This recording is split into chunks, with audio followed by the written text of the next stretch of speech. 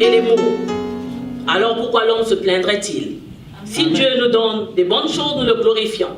S'il nous donne aussi des mauvaises choses, nous le glorifions, parce que c'est lui qui est le maître de toutes choses. Amen. Et la Bible dit, rien ne peut arriver sans que le Seigneur n'en soit l'auteur. Amen. Et Dieu est le maître des temps et des circonstances. Et je crois que s'il a permis que je sois au milieu de vous, c'est juste pour me montrer sa bonté. Amen. Et pour me dire que ce n'est pas encore fini. Amen. Et là où les hommes pensaient qu'on s'était arrêté, Dieu a commencé une nouvelle histoire. Amen. Alléluia. Amen. Et vraiment, c'est une grâce du Seigneur et je le bénis. Je suis donc le pasteur Christy Goma Mosolo. Goma Mosolo, je le porte encore jusqu'à aujourd'hui parce que c'était le nom de mon défunt mari. L'apôtre Icho Richard Goma Mosolo, je crois que certaines personnes l'ont connu. Alors, nous avons vécu pendant 13 ans de vie commune. Nous étions un couple,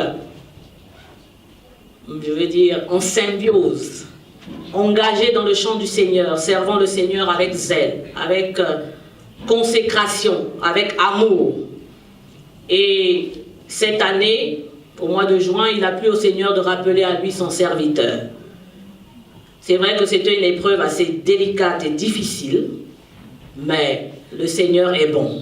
Amen. Et vous savez, Dieu n'essuie pas nos larmes, mais la Bible dit il sèche nos larmes. Quand on dit il sèche, ça veut dire qu'il touche la source, la racine même du mal. Alors dans cette situation, je pouvais être effondrée, je ne pouvais même pas me lever. Mais j'ai entendu la voix du Seigneur me dire, c'est le temps. Et voici le temps pour toi de te lever. Amen. Donc alors que c'était pénible et difficile, Dieu me dit, lève-toi, voici le temps. Et voici ton temps. J'ai dit, ah bon, comment ça? Là où je suis abattue, effondrée. Il me dit, oui, c'est là. C'est là que tu dois te lever. Et un jour, alors que j'étais en train de me plaindre et de continuer à pleurer, j'ai entendu audiblement la voix de l'Esprit me dire, je t'interdis de pleurer encore. Alors lève-toi, parce que j'ai des choses à faire avec toi. J'ai dit gloire à Dieu. Et quand cette parole du Seigneur est venue à moi, je cherche la tristesse, je ne la trouve pas, bizarrement. Je cherche à pleurer, les larmes ne viennent pas. Je cherche à voir le stress, les soucis, ça ne vient pas. Je dis Seigneur, alors tu as véritablement consolé mon âme. Tu as séché mes larmes, tu m'as apporté la joie, tu m'as donné la paix, tu me donnes la restauration. Alors je me lève pour aller et continuer ton œuvre. Et c'est là que je me suis levée et j'ai pris en main les choses, parce que vous savez, c'est une chose d'être la femme du pasteur, mais c'est une chose que d'être le pasteur. C'est une chose que d'être le pasteur. Mais Dieu merci de ce que mon mari m'avait déjà prise avec lui, non pas seulement comme sa femme, mais comme un disciple. Et j'ai travaillé à ses côtés dans l'ombre.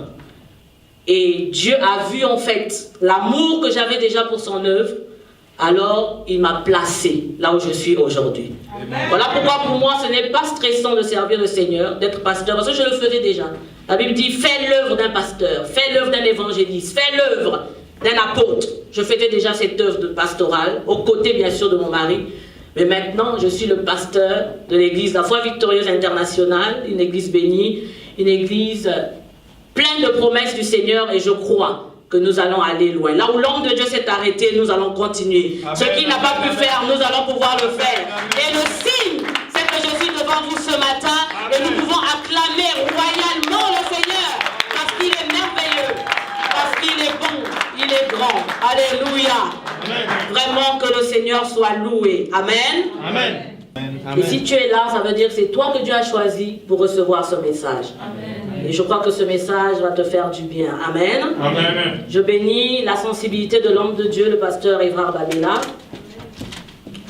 J'ai souvent entendu parler de lui, beaucoup même, mais je ne l'avais jamais vu. Et Dieu a permis que dans ce moment, nous puissions nous retrouver.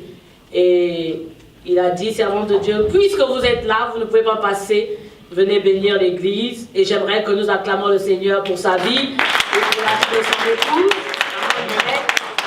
Vraiment que Dieu vous bénisse.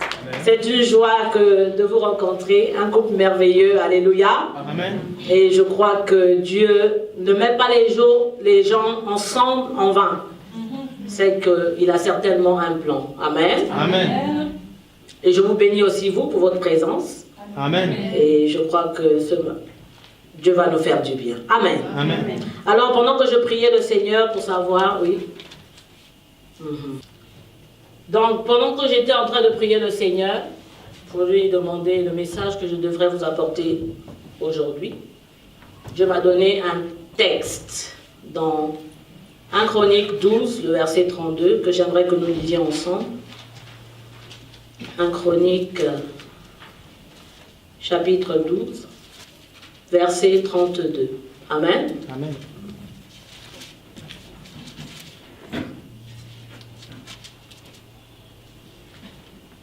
Je lis au nom de Jésus. Amen. Il est écrit: des fils d'Issachar, ayant l'intelligence des temps, pour savoir ce que devait faire Israël. De Romains 13 que nous venons de lire, mais il parlait déjà de la fin des temps. Et Jésus, lorsqu'il est venu, lui aussi annonce les signes de la fin des temps. Alléluia. Amen. Il a dit, il y aura des guerres, des bruits de guerre, et toutes ces choses vont arriver. Amen. Amen. Mais nous remarquons quoi? Dans notre temps, nous sommes plus près de ces choses que lorsque ces choses ont été annoncées. Voilà pourquoi il dit, le salut est plus près de vous que lorsque vous avez cru. Donc plus tu t'approches dans ta marche chrétienne, plus nous avançons dans notre marche chrétienne, plus nous nous approchons aussi de la fin. Alors dans cette fin des temps, quelle doit être l'attitude du chrétien que tu es? Quelle doit être l'attitude de l'Église? Alléluia. Amen. Nous entrons, bien aimés, dans la fin des temps. Et je suis arrivé en France et j'ai été choqué de constater le signe précurseur pour moi. C'est l'exposition de l'homosexualité au sommet de la nation. Et il y a eu une polémique. Il y a quelques jours, je suis arrivé, il fallait enlever les panneaux ou les laisser. Les panneaux, on voyait des hommes en train de s'embrasser, des hommes dans des positions. Et on dit non, c'est une campagne contre le sida et tout ça. Mais pourquoi il n'y a pas de femmes sur ces panneaux? Pourquoi on ne mettrait pas un couple? On dit non, c'est parce que c'est dans ces milieux-là qu'il y a plus des gens qui sont atteints. Non! C'est un signe qui montre qu'au sommet de la nation, l'abomination est en train de s'établir. Alors l'église que tu es, qu'est-ce que nous devons faire? Nous devons être éveillés. Quand on parle des églises de réveil, c'est maintenant qu'il faut se réveiller.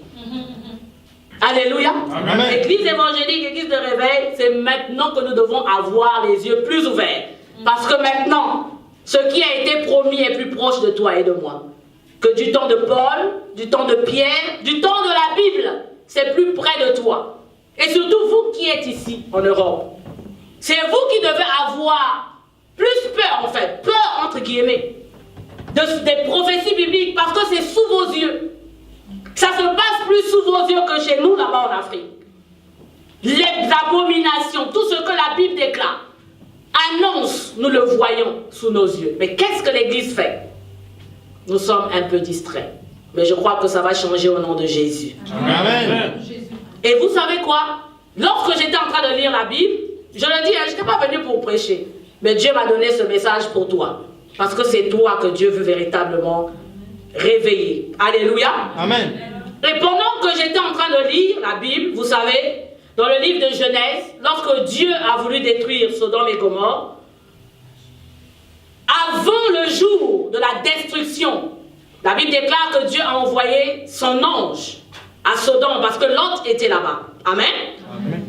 Mais quelle a été l'attitude des hommes de Sodome? La Bible dit lorsque les anges sont arrivés, ils sont entrés dans la maison de Lot.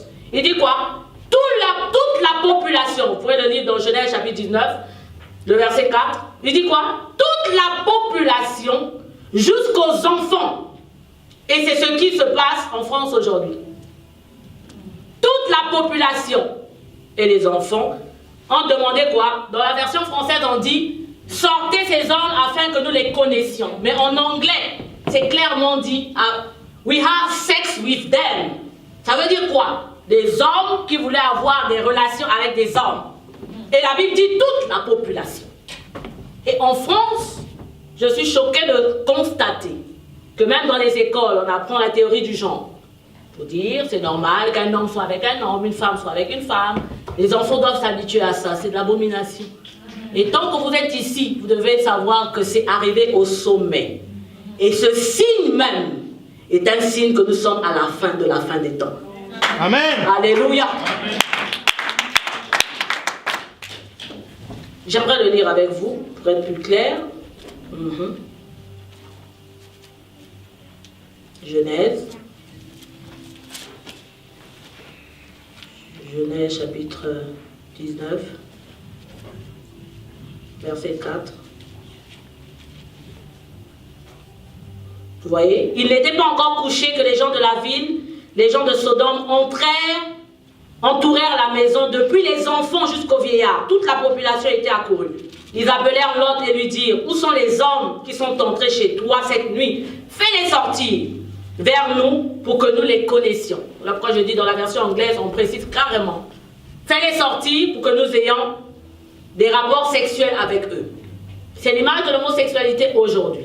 Alors vous qui êtes dans les pays occidentaux, vous qui êtes en France, vous devez avoir l'esprit plus éveillé pour vous consacrer davantage au Seigneur, pour davantage donner votre vie à Dieu. Vous savez, dans le livre d'Apocalypse, le chapitre 22, le verset 11, la Bible dit que celui qui se souille davantage. Celui qui se sanctifie davantage. Voilà pourquoi, même dans l'église aujourd'hui, vous voyez des scandales, vous voyez plein de choses qui se passent. Mais ce matin, toi qui es là, j'aimerais te dire, sanctifie-toi davantage. Toi qui es juste, justifie-toi davantage. Toi qui fais le bien, fais davantage de bien. C'est pas parce que tu vois le mal. Vous savez, beaucoup de gens se disent, je ne veux plus aller prier, je ne veux plus aller à l'église, je ne veux plus servir le Seigneur, parce que c'est devenu le désordre, même dans l'église. Non, au contraire, lorsque tu vois quelqu'un faire le mal, toi fais le bien. Lorsque tu vois quelqu'un se perdre, toi consacre-toi davantage. Lorsque tu vois que ça ne marche pas dans la vie d'un frère, toi, sois un modèle, toi, sois un exemple, toi, avance avec le Seigneur, parce que ta récompense sera grande dans le royaume de Dieu. Alléluia. Nous vivons, non pas pour la terre, mais nous vivons pour l'éternité. Et quelqu'un aimait dire, pense à ta vie, mais pense surtout à l'éternité. Nous sommes au temps où nous devons plus penser à l'éternité. Les choses de la terre sont passagères. Et le calendrier divin, c'est que la destruction arrive. Mais si la destruction vient, où seras-tu mon frère? Où seras-tu ma soeur? Alléluia. Amen. Vous savez, lorsque Abraham s'est séparé de Lot, la Bible dit, Lot a regardé et il a aimé, apprécié, quoi? Les plaines arrosées du Jourdain. Et c'est aujourd'hui l'image de l'Occident, de l'Europe aujourd'hui. Quand vous venez ici, on a l'image des plaines arrosées. On croit que c'est la bénédiction de vivre et de venir ici. C'est pas mauvais. Mais si tu es ici, sois un Lot. Dis à quelqu'un à côté de toi, sois un Lot en France. Sois un Lot dans ta génération. Alléluia. Parce que Sodome a été détruit, mais Lot a été épargné. Amen. Alors toi qui vis ici, Dieu veut t'épargner. Dieu veut épargner ta famille. Dieu veut épargner tes enfants. Dieu veut t'épargner toi. Ce sera difficile, mais il faut que tu aies l'esprit de Lot. Il faut que tu aies l'esprit de résister à la tentation, de résister à l'oppression, de résister au péché, de résister au mal, afin que ta récompense soit grande. Amen. Et le Seigneur récompense toujours ceux qui sont fidèles à lui. Amen. Alléluia. Amen. Tous ces hommes ont été récompensés. Les gens disent que c'est difficile, mais moi je dis que c'est possible avec le Saint-Esprit. Amen. Alléluia. Amen. Là où les hommes pensent que c'est impossible, c'est possible avec Dieu. Amen. Là où les hommes pensent maintenant que c'est impossible d'être saint, de se sanctifier, de se consacrer à Dieu, toi tu peux le faire parce que le Saint-Esprit est en toi. Amen. Et Dieu veut t'utiliser comme un modèle, il veut t'utiliser comme un instrument de réveil. Alors que c'est la décadence, alors que ça ne va pas, alors que c'est difficile, mais Dieu fera avec toi la différence. Le Dieu de Daniel n'a pas changé, le Dieu de Joseph n'a pas changé, le Dieu de Shadrach, de Meshach et d'Abednego, il n'a pas changé, il est le même hier, aujourd'hui et éternellement. S'il l'a fait avec eux, il est capable de le faire avec toi. Amen. Alléluia. Amen. La Bible dit Daniel et ses compagnons résolus de ne pas se souiller avec les mains de la table du roi. La table du roi aujourd'hui, c'est ce que le monde nous présente. C'est ce que l'environnement peut nous présenter. Mais Daniel, résolu de ne pas se souiller. Est-ce que toi, aujourd'hui, tu peux te résoudre de ne pas te souiller? et d'être consacré, mis à part pour la gloire de Dieu. Bien-aimé, si tu es mis à part, le Seigneur te fera certainement du bien. Amen. Et les choses pour lesquelles tu t'inquiètes, comme disait l'homme de Dieu, ce sera des miracles et des miracles. Vous savez, moi, des fois, je n'ai pas besoin, je ferme les yeux, je pense à quelque chose. Et tac, le lendemain matin, sans prière, je pense seulement. Et le lendemain matin, je vois Dieu à l'œuvre. Pourquoi? Jésus n'a pas prié devant la tombe de Lazare. Il a dit, Père, je te rends grâce. Parce que tu m'exauces toujours. Pourquoi? Il connaissait sa relation avec le Père. Amen. Il savait qui il était pour son Père. Et il vivait pour la gloire du Père. Si tu vis pour la gloire de Dieu, tu n'auras pas besoin de forcer. Tu n'auras pas besoin de t'inquiéter. Tu lèveras les mains vers le ciel. Tu rendras grâce à Dieu. Et Dieu lui-même se chargera de tes problèmes. Les problèmes de facture, les problèmes d'études, les problèmes. Ici, il y a des impôts, il y a des taxes et tout ça. Dieu lui-même prendra soin de toi. Il s'appelle Jéhovah Jireh. Il est le Dieu qui pourvoira à tous tes besoins. Mais ce qu'il veut, c'est que ton cœur soit tout entier à lui. Amen. Alléluia. C'est que tu sois un instrument de gloire entre ses mains. Alors tes prières, tes soupirs même, deviendront des prières. Et le miracle, ce sera de jour en jour, en jour, en jour et en jour. Quelqu'un dit très fort Amen. Amen. Alléluia. Amen. Alors ce matin, Dieu m'a simplement invité en ces lieux pour que tu prennes conscience de l'environnement dans lequel tu te trouves. Et que tu saches que dans cet environnement, si Dieu t'a placé ici, c'est que tu as une mission. Alors le temps n'est plus à la distraction, mais le temps est à l'éveil. Éveillez-vous. Parlons de Jésus, parlons du royaume, sauvons les âmes, parce que c'est difficile de voir des hommes et des femmes se perdre, mourir, aller chaque jour en enfer, alors que nous sommes sauvés. Mais nous sommes sauvés pour sauver. Alors que dans ta famille, tu sois un instrument. Dans ton lieu de travail, sois un instrument de la gloire de Dieu. Dans ton quartier, dans ton environnement, sois un instrument de la gloire de Dieu. Et annonce le calendrier de Dieu. Maintenant, là, c'est l'heure de vous réveiller de votre sommeil. Quelqu'un dit très fort Amen. Amen. Est-ce que tu peux acclamer royalement le Seigneur?